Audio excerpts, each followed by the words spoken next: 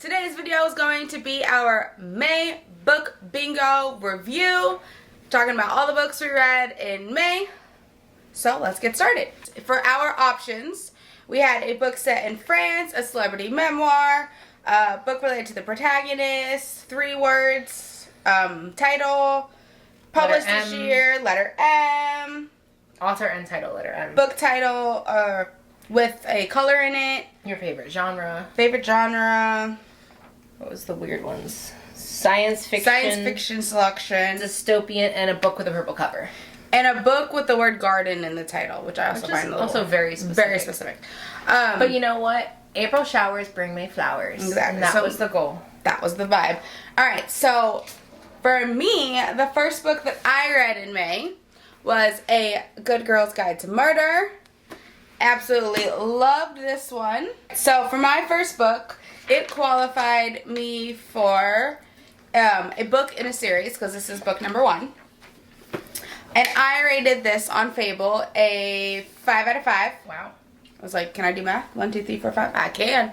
I said, this story is absolutely amazing. The amount of twists and turns had my jaw on the floor. Every time I thought I knew who the killer was going to be, I was led somewhere else.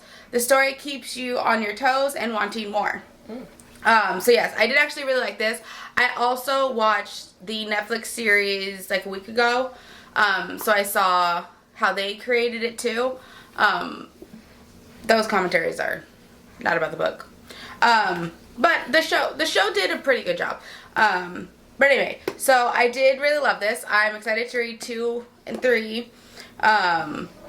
I did love how I kept being wrong in a sense, because It kept you on your toes. exactly, it's hard to really get into a book when you're like 50 pages in and you're like, that's it, and then you're right and you're like, well, I could have saved myself an hour reading. yeah, you know. But That's fair. yeah, definitely a great one, and I'm excited to read more. Okay. I'm here for it.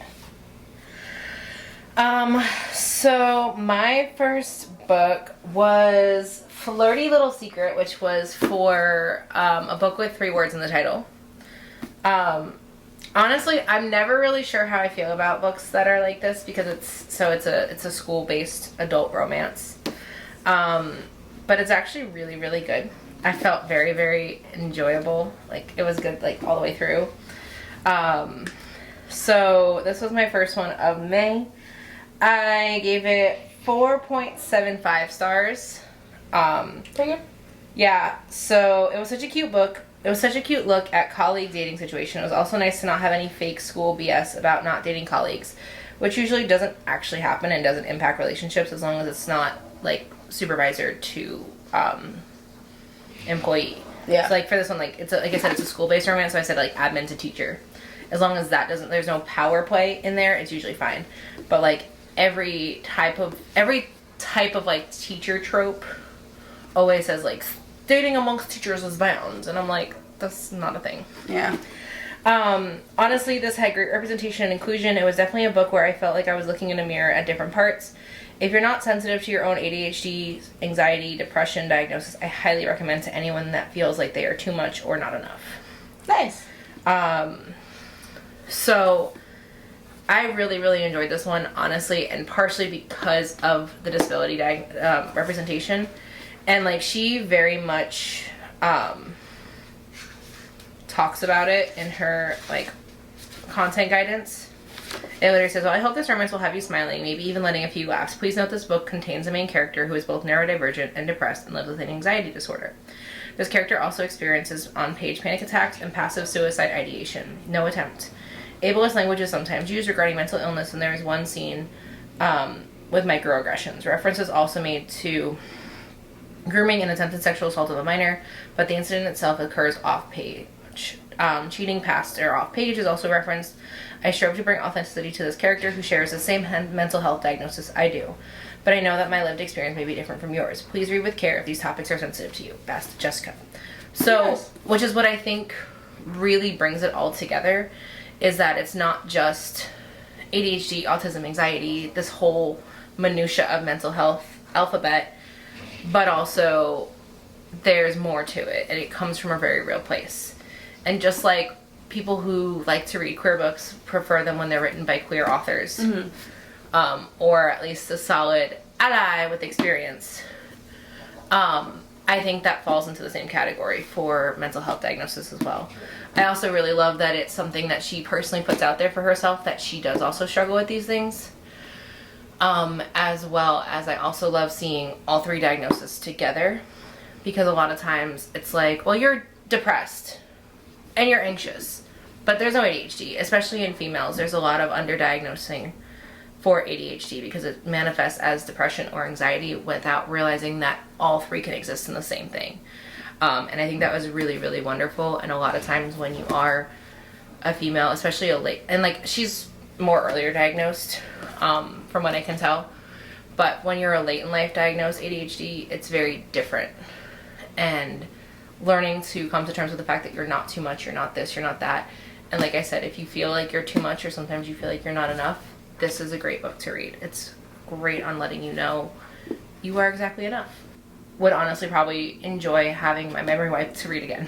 Like, you know, there are some books where you're like, ugh, I kill to read that for the first time again. Yeah. I wouldn't kill, but I wouldn't mind if like Men in Black showed up and like wiped my memory. If you're gonna do anything alien related, just whoop, take that book out for me. Nice. I'll do it again. Alright, so my next book that I read in May was Anxious People. It's an autobiography. This one qualified under a book with multiple points of view. For my Fable review, I gave it a 3.75. I said I had no expectations going into this book. To be honest, I picked this book up without knowing anything about it and simply from booktubers I watch. I definitely enjoyed it. It was different and familiar to my normal, like, books that I read. All at the same time. Like, it was different and familiar all at the same time. I loved the jumping from character perspectives, how different the characters were, and the messages that were all connected. I loved how the entire story revolved around 2 or 3 big events and connected everyone mentioned. Definitely a relatable read. So, like, the reason it qualifies is because it goes from the point of view of multiple characters, being like the I in the chapters. It's not necessarily like back and forth. It's not labeled as like different characters talking. So you're just expected to guess? No, you know who's talking. Oh. It's just I was like, are we just gonna guess? Like how mostly when it goes from back and forth, like it says Sarah and then Emily and then Sarah and then Emily. It's not like that. Okay. This one did that. But like you know it's jumping. You know who the character is. Both my books in May did that. And so there's like 6 people. You get 6. Okay. See, there's 6 or 8 main characters. It's like jump. And they're in an apartment viewing on like to buy it. And then like a situation goes down, and then somehow all of these characters have experienced a situation years prior, and how they're all connected. Even the cops who showed up are connected as well. And it's not like mystery connected. It's more of like this event changed who they were going forward. So it's not mystery. But it was good. I enjoyed it. Yeah, like I said, I literally picked it up because people just kept talking about it. So I was like, you know what? I'll give it a go. And you found it at the library book sale, Yeah. so even better. Yeah, and I got it for like $2 because that says 4. So Oh yeah, and it was half off that. got it for $2. So worth the $2. Solid $2 investment. So my second book was Before I Let Go by Kennedy Ryan. And I did this one for books with flowers on the cover. Okay. This is the first time I've read Kennedy Ryan. I have a bunch of her books because she's been heavily recommended in everything that I see and everything that I come across, because it seems from what I understand is that she is a writer up my alley. And I'm going to be very real. That's very, very accurate. So I gave this book a 5 stars. And it's probably why I didn't finish any other books this month. This one left me with a very big book hangover. And I try to make as vague of a reflection as possible. Yeah. But I've heard talk of Kennedy Ryan's writing being good and real and raw, and this did not disappoint. I was about halfway through, and I knew it was going to be a writer and a piece that left me with many emotions. This is my first Kennedy Ryan book I've read, and I'm pretty sure before even the end of the prologue, she has made my auto-buy author list. It is a little spicy, but I enjoy it. Again, another, as I said, I think both my books this month were multiple POVs, and they were. This one is really, and like I said, I automatic buy, and like I said, she's one that even before I've read her writing, I knew was going to be one that I really enjoyed. But one of the things that I really liked about this book was it explored the concept of how grief can be all-consuming. And it really explored how if you're not, and how everyone grieves differently as well. Whereas there are some people who like to work through their grief, and they will lock in on everything but their life. Like, they lock in on their career entirely.